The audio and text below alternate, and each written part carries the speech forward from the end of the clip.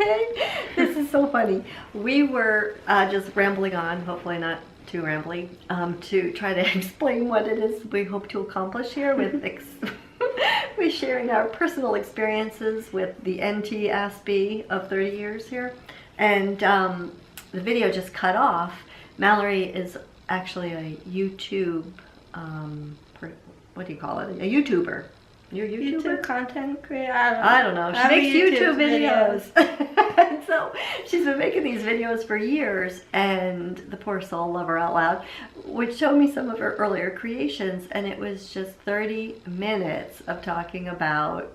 Well, I'd have a good idea, but then I'd like be too repetitive. It went on and on and on. So we're making this... I tell her all the time, less is more. So but my brain doesn't work that way. I know, but it was just hysterical. So I said to her, why did our video cut off a minute ago in the middle? And she said, because the timer, or whatever, the thing is set for just X amount of time and then it shuts down. Which is, I said to her that the universe is trying to help get the point across. Less is more, and here we go. So we were trying to wrap up what we were saying in the last video, which is services. Trying to find services for adults. To give them the full life that they desire, that they deserve.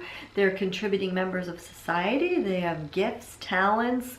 We can all learn a whole lot from them, but they don't conform to the typical workplace. And it just never kind of works out. And the saddest thing in the world is when I go to parents, kind of like a parent support group, and they all have adult children who have Aspergers, and it's like, okay, what does your son do? Well, he went to Brown, and he got a bachelor's there, and now he's working on his PhD at Rutgers. And what about a job? What does he do? Well, when he can, he collects golf balls at the driving range, you know, picks up the... And it's like, are you kidding me? Genius son, you know, PhD, and you're picking up the golf balls? Like, and that's just... He loves to do that. No, he doesn't love to do that. It's just like because of the damn Aspergers.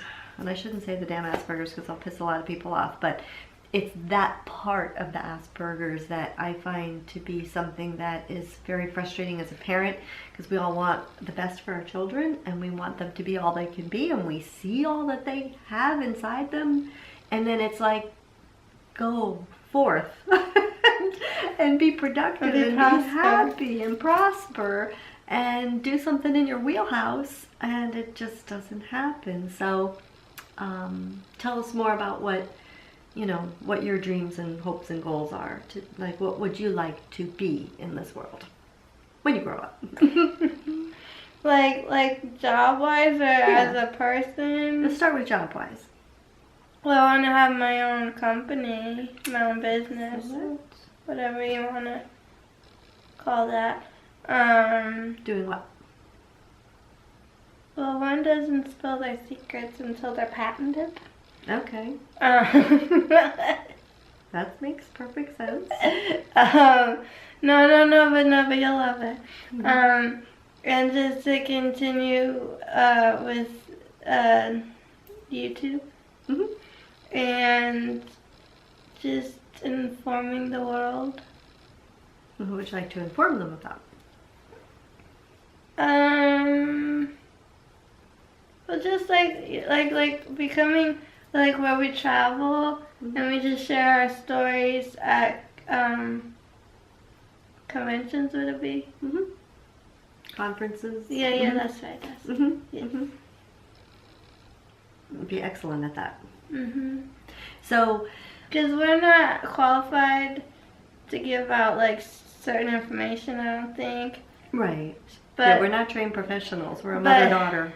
But it's like, instead of being like a factual textbook, if we just be organic and natural in what life is like for us, then maybe others will see bits of themselves in that, and then they can relate or open people's eyes to things.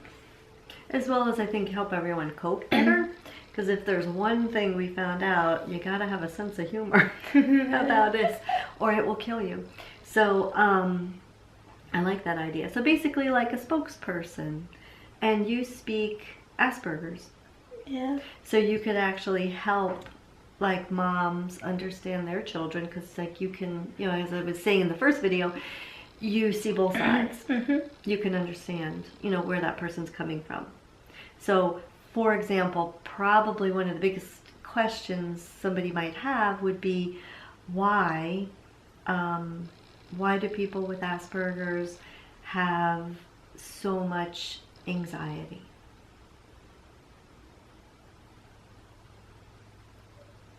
I said it's more of a me problem. No. So that's obviously could deeply go into the brain think about physiology. Some of the people that I know, and they don't seem to struggle as much. True. So I mean, I don't have an answer for you other than it's a me problem. So. Okay. Then what about frustration levels?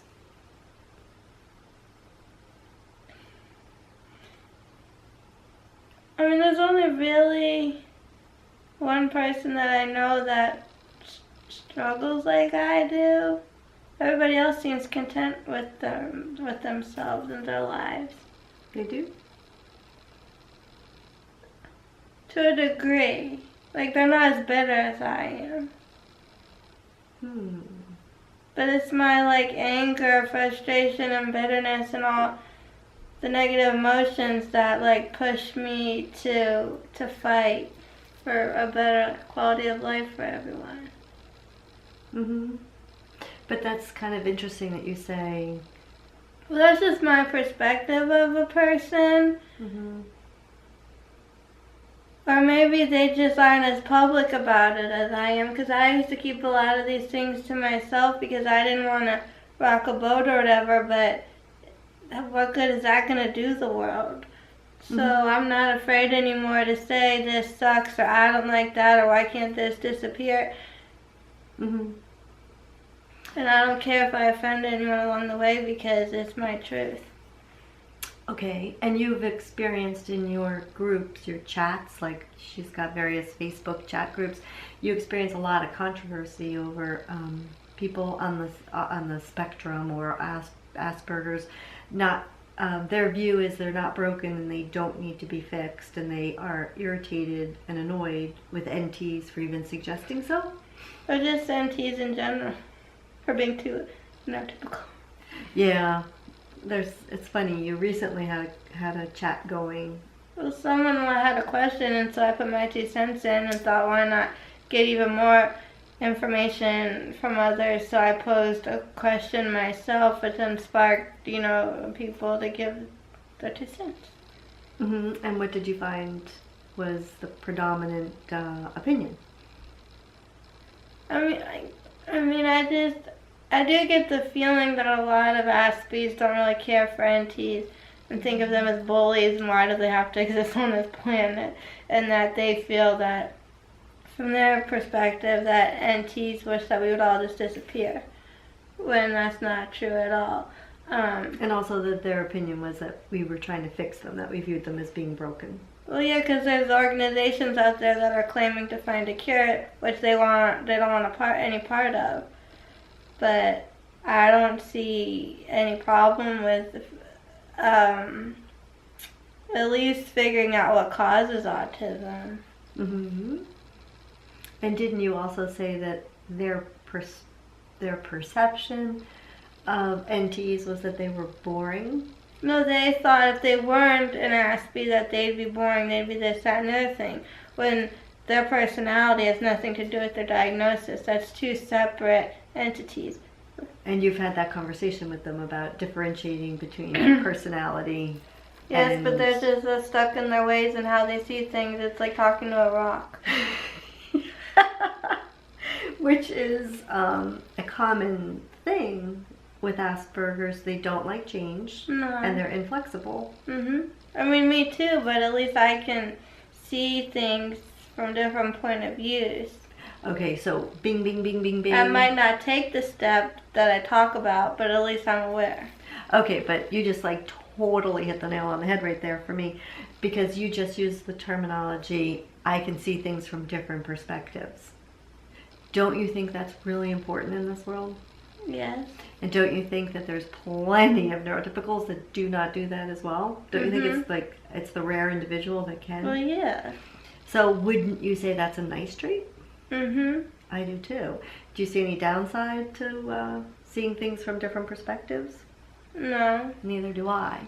So if you have somebody who's super duper duper rigid and incapable of it, but not only just incapable of it, but actually thinks down upon that trait, or do you think it's just that they just are incapable? I don't think they're aware. That they do that? It's either a lack of awareness or kind of like a my way or the highway attitude. Or I mean, we're not that great. You can't, say, oh, we're so superior and this, that, and the other thing, and maybe I can turn the TV on better than you, but it's like everyone should just be equal.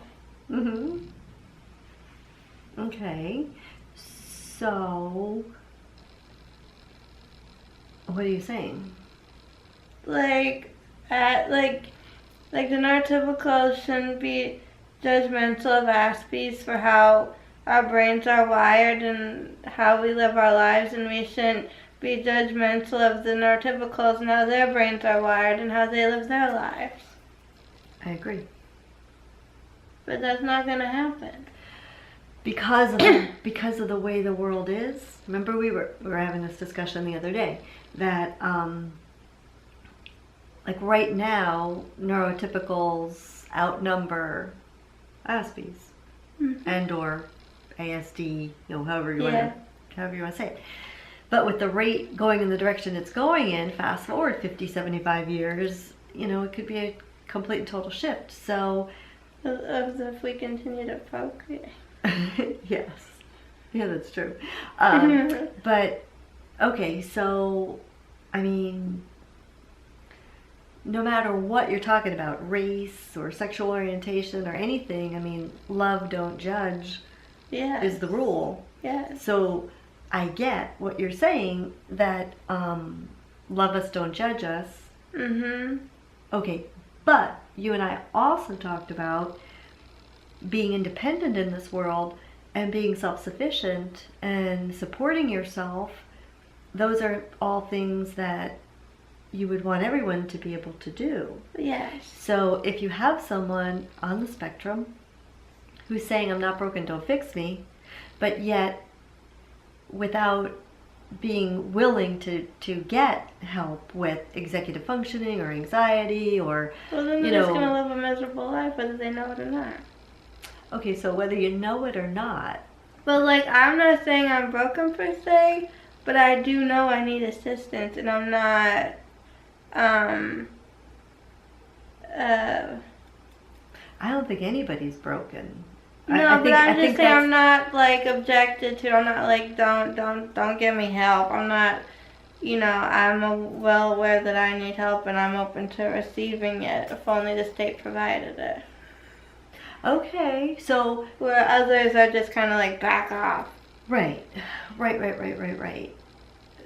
Okay, we kind of have so much on the plate right now. Yes. This idea that they think that we think that they're broken is wrong. Because if you broke your leg, you put a cast on. And you put a cast on it, and I say, here, take these crutches so you can walk, and I say, no, don't accuse me of being broken. I don't need the crutches. Well, hello. How well are you going to get around the house until that leg heals? So I think this whole terminology of broken is where the problem is. It's if you need glasses, you get glasses. If you need a hearing aid, you get a hearing aid. If you have executive functioning problems that are preventing you from living a fulfilled life out there, then what's the harm in what's the harm in getting that? So I don't see it. I don't see it either. But again, going back to a huge part of the neurological impairment is inflexibility and no change. So, I mean, I used to have arguments with you till the cows came home when you were little, to try to help you to take your medicine, to put nose drops, eye drops, ear drops, whatever your problem was. I was trying to make you better and trying to give you whatever the doctor said you needed to heal, and you were having no part of it. So, so broken, no, but impediment to living a fulfilled, wonderful life, yeah. Like if you're going to take that stand, I just don't mean about taking your vitamins, but if you're going to be very rigid and not be willing to say, I need a little help in this area. Yeah. How do you move forward? Well, you don't.